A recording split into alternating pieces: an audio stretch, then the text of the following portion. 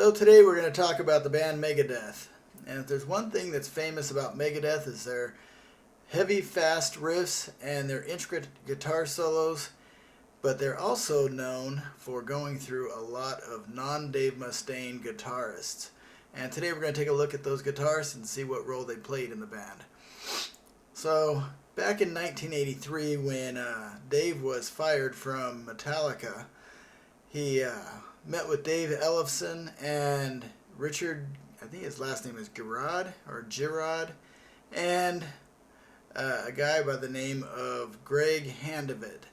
And the four of them started Megadeth back in 1983, and they played together until 1984 when Greg had actually left the band and I guess became a lawyer. And so his tenure with the band was actually very short.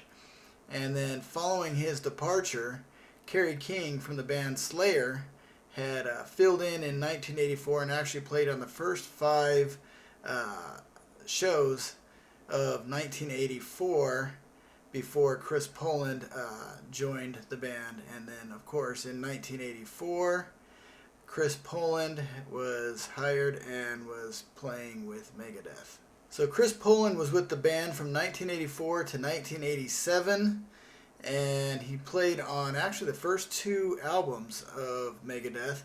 And the first album in 1984 was Killing Is My Business and Business Is Good. And then he reappeared on the second studio album, Peace Sells, But Who's Buying? That was released in 1986. Following the album release, Chris Poland was let go by Dave Mustaine. So after Chris Poland was fired, Jeff Young was hired for the second guitarist position in Megadeth, and he appeared on between 1987 and 1989. He was on Megadeth's third studio album, So Far So Good So What. He was kicked out of the band by Mustaine in 1989. Following his departure, Marty Friedman was hired in 1990 and stayed with the band through that whole decade up till the year 2000. Marty Friedman is probably the most well-known guitarist for Megadeth, and his work can be found on the 1990 Rust in Peace, probably my favorite album of all, and I know that a lot of the music off Rust in Peace seems to be the most well-known, like Holy Wars, Hangar 18, Tornado of Souls. But he also played on the 1992 Countdown to Extinction, the 1994 Euthanasia, the 1997 Cryptic Writings, and 1999 Risk. So let's take a look at Marty Friedman and some of the music he played with Megadeth.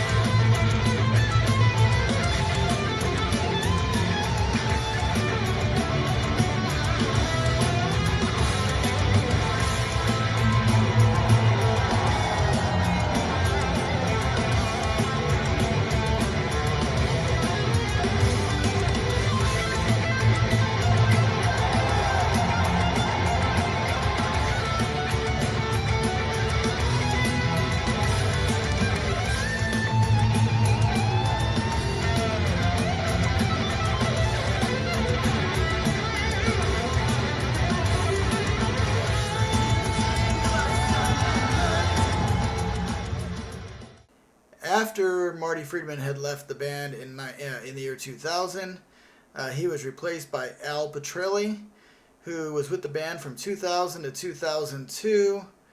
Al Pitrelli was featured on the 2001 album The World Needs a Hero, and I believe that's when they disbanded because of Dave Mustaine's arm injury at that point. That's when Dave Mustaine announced that Megadeth was disbanding.